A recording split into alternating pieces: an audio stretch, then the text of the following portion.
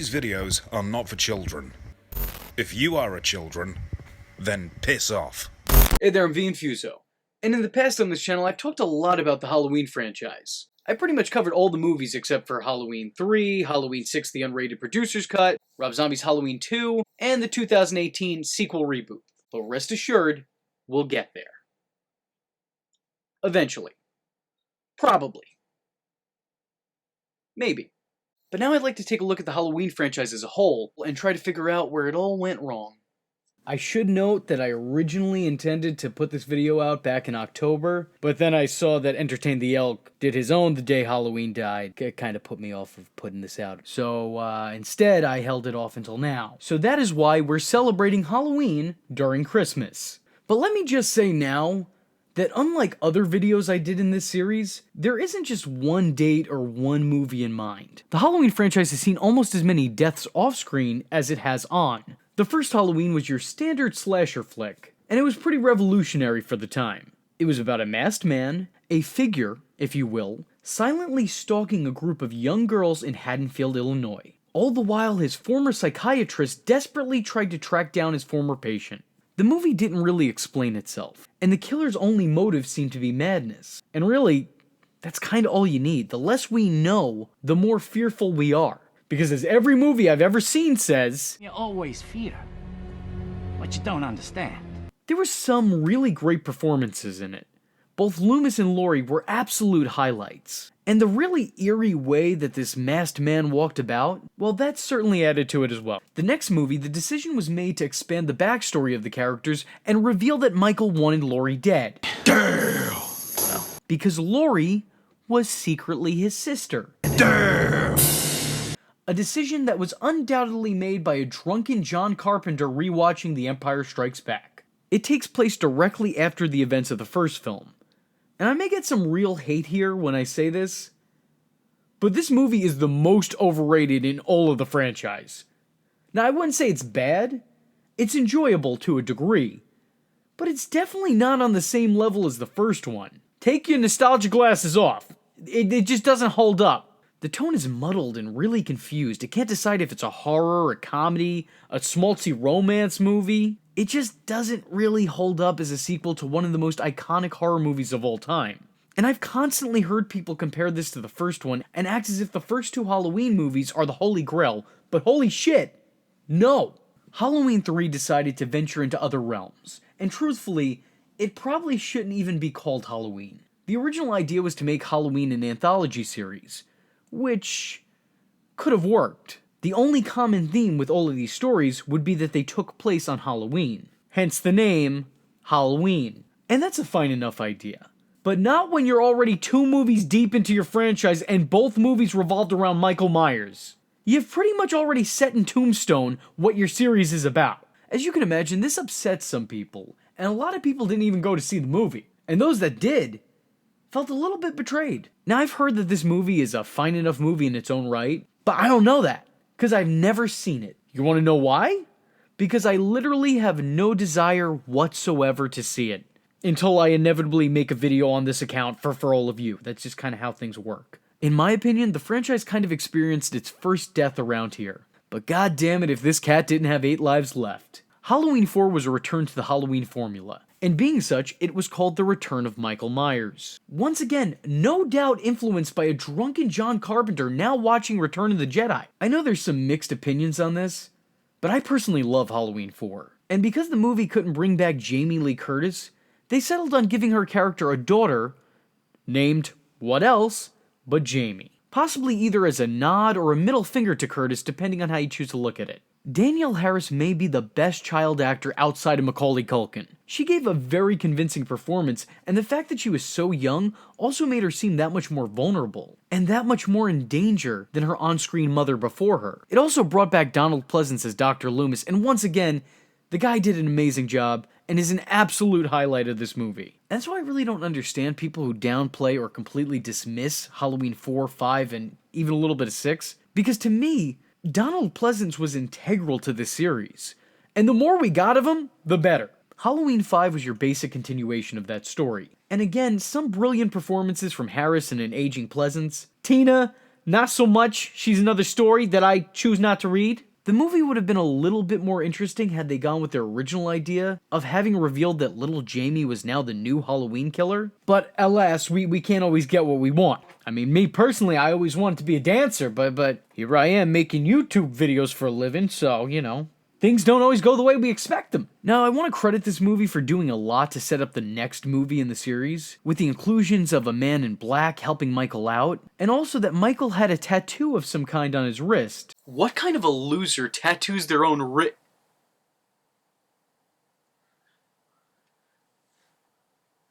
Alright, you got me. Now, Halloween 6 is where the Halloween franchise experienced its second death.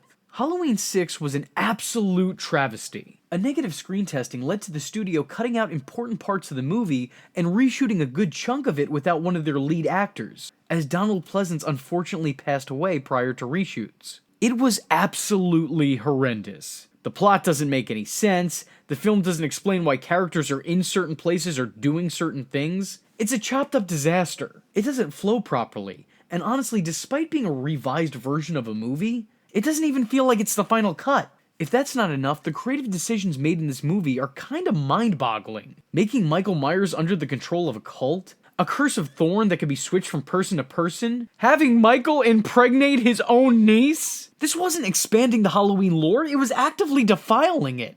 It also includes possibly the strangest performance in all of Paul Rudd's career. I know he's still out there. People in this town, they want us to believe he's dead, but I know. I've always known. Are you looking for someone? Thank you. I need to see a doctor. What seems to be the problem? It's my baby. There's been an accident.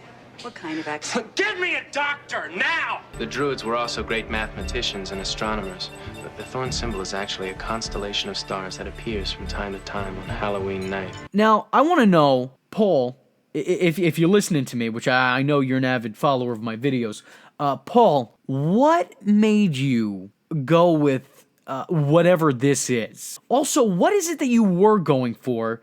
And furthermore, can someone tell me why no one said cut earlier? Like, who saw that performance and was like, oh yeah, oh no, that's good. The way you just delivered that line, Paulie, clap the board, everybody, that's a print. Since its release, the movie also got several other unofficial cuts. You got the director's cut, the unrated cut, the producer's cut, Halloween 6, Halloween 666, The Curse of Michael Myers, The Origin of Michael Myers. But in reality, what the movie should have been called was The Death of Michael Myers. Again.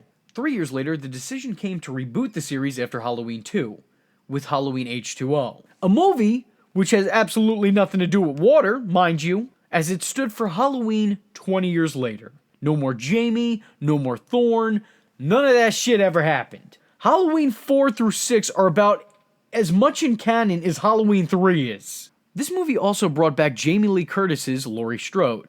And I know some people didn't really like this one, but I personally love it. And it's one of my favorites. It definitely doesn't hold a candle to the original, sure, but I think it serves its purpose as a good Halloween 2 sequel. The plot essentially was Michael Myers tracking down his thought-to-be-dead sister to make her his soon-to-be-dead sister. Because yeah, what else? It's a Halloween movie. What do you want, Shakespeare? The movie was good enough to be profitable. Luckily, the sequel would do away with that pesky audience, as Halloween Resurrection is probably the most ironically named movie in this whole lineup. Because as you can imagine, this was now the third time the slasher movie series slashed itself. The movie immediately kills off Laurie Strode, because Jamie Lee Curtis was ready to leave the whole Michael Myers act behind her. Oh, you poor, naive woman, just you wait, because Hollywood ain't ready to let you do that. But hey, look, don't worry about killing off Laurie Strode, because we still have Busta Rhymes. That's just as good, ain't it? Nope. Okay, well, we still got him. The movie's all about a group of teens exploring the old Myers house on webcams. Oh yes, the logical next step in the Halloween franchise. You know, I remember when I was watching Halloween 4, I was thinking, yeah, this is good, but where are all the webcams at? I mean, why wouldn't we be following a bunch of attention-seeking douchebags who broadcast themselves to millions of Alright. You got me again? No joke, though, it's pretty irredeemably awful. I mean, at least Halloween 6 has the crutch of having one of its stars die, being obliterated in editing, and having to follow a setup set by someone who came before them. Halloween Resurrection has no excuse. Oh, and here's the best part. Who else saves the day but Busta Poindexter himself? Not only does he save the day, but he whoops Michael Myers' ass with Kung Fu. I'm sorry. I liked Busta Rhymes at the time. Hell, I can even go back and listen to his shit now. Some of that shit was fire. Literally. But I don't love him enough to buy into him karate kicking Michael Myers' ass. And that is not the line. That is way across it. That is hopscotching across it. Not to mention, this dude went on SmackDown and spoiled the ending for everybody. Just between you and The Rock, hey, you don't get killed in this one, do you? Hell no. Got no respect for that. No respect for that. Let me watch the movie myself. But going from one musician who had no reason to be involved with the Halloween movie over to another musician who had no reason to be involved in a Halloween movie, the franchise was completely rebooted from the ground up with none other than Rob Zombie behind the camera. Meaning that Rob Zombie's wife was in front of the camera. Because, I mean, that's just the rule. And man, Rob Zombie really just Rob Zombied the whole thing up, didn't he? He basically remade the first Halloween movie with elements from the second Halloween movie, albeit with a lot more cursing and dreadlocks. We also get to see Michael's childhood, which is something I don't know if anybody asked for, but there you go, you got it. Truth be told, I actually genuinely do like Rob Zombie's Halloween. I just don't really like it as a Halloween movie. You could have made this movie, changed the Myers name, tampered with the mask, and no one would have questioned it. This could have existed as its own separate entity entirely. Again, I like it for what it is, but if I'm judging it as a Michael Myers film, don't really think it's a great adaptation. It's kind of leaning on being a complete reimagining. The movie really divided people, as some really enjoyed the grungy, dirty new direction, and others hated it and saw it as blasphemy. Still, it once again generated new interest in Michael Myers. And then came Rob Zombie's Halloween 2. And why don't you just go ahead and put the knife through your heart now? Bones, check this franchise's pulse. It's dead. Rob Zombie's Halloween 2 took some elements from the original Halloween 2, but for the most part, it went in its own direction. A brand new dog shit direction. There were plenty of flashback scenes to the first movie that weren't actually filmed during the first movie and were just instead put in place to explain away details that they added to the timeline to better serve this movie's narrative, which is, for lack of a better word, stupid. I don't know, these things always feel unnecessarily tacked on to me. I'm looking at you, It Chapter 2. Yeah, I don't seem to remember that treehouse in the first movie, you fucking hacks. Then we have Michael's mental state cracking, and him imagining his dead mother and his younger self, who is not actually his younger self and a completely new actor, because apparently Dakota Fanning aged up. Then you got this whole white horse shit, and it's a steaming pile of white horse shit. This movie's like watching Rob Zombie try to do a David Lynch film, and it's nauseating. I mean, I get that he's trying to add some depth here, but it's a Michael Myers movie, and it's a Michael Myers movie made by Rob Zombie. So, no. Not only is that unnecessary, that's just unattainable. For as deep as this movie seems to think that it is, I can stand in a puddle of it and not get wet. Its depth is an illusion. It's completely shallow, as it probably should be. Look, it's okay to just have mindless entertainment every now and again. Not everything has to be thought-provoking, like this movie desperately tried to be. The only thought that this movie provoked from me is, why is Rob Zombie? And that's it. That's the full thought. I couldn't even complete it. Just why is Rob Zombie? Listen, Rob, if you're listening to me, and I really don't know why you would be, I still love you. I made you on Twisted Metal 4, and those are memories that nobody can take away from me. He writes the songs. He writes the songs. The franchise would open yet another fucking timeline, because Hollywood just doesn't have any original ideas anymore. This time, rebooting the series following Halloween 1. So now, for those of you keeping score, the Rob Zombie movies never happened, the H2O and Resurrection movies didn't happen, the Curse of Thorn movie didn't happen, the Daniel Harris movies didn't happen, Halloween 3 didn't happen, hell, Halloween 2 didn't even happen anymore. That's right, after years of it being canon, Michael Myers and Laurie Strode are no longer brother and sister. Oh god, this is Edge and Christian all over again. Now, only the first movie is canon. Well, the first movie, this movie, and the two that are scheduled to follow it. Now, there are elements I like from this movie. I enjoy Jamie Lee Curtis as old Laurie Strode. I enjoyed the Doctor's acting. I especially enjoyed Judy Greer, who is one of my all-time favorite working actresses, and boy, that chick can work. I mean, she is in everything, and yet most people don't know her name. I do, Judy. I'm a fan. And if at some point in life you end up playing my ex-wife in something, which seems to be your thing, I'll consider myself a lucky man. Nah, seriously, your work is dope, man. I like the traps that are set at the ends of the movie, but I gotta be real with you. I don't really remember a whole lot of this movie. I've watched it twice now already, in full, and for one reason or another, I don't retain a lot of memory of what went down in that movie. It's like the second I take the Blu-ray out, I'm Men in Black Mindswipe. It's not bad, it's just kind of bland and forgettable for the most part. There's elements I like, but I wish I could tell you more about them, but I can't really remember them. I don't retain it. And at this point, I am so fatigued and exhausted with the franchise that if I never saw another Halloween movie again, it'd still be too soon. Now I gotta try to save this. So, in conclusion, the Halloween franchise has been on life support for quite some time. And its continued reboots and remakes and revivals just ain't cutting it. I know it's tough, but it's time to bid a farewell and move on with the rest of our lives. I mean, come on now, you opened up, 5 separate timelines trying to recapture the magic of the original? Why don't you go ahead and open up a new one where the series isn't filled with tired rehashes and Halloween doesn't suck? With that being said, I'm V Infuso, and I'm over Michael Myers. I thank y'all for joining me, and I hope to catch you in the next one. Now beam me up, Scotty!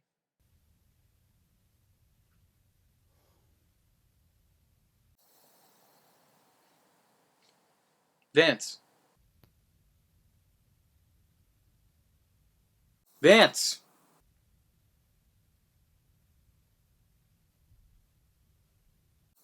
Vance! Thank you!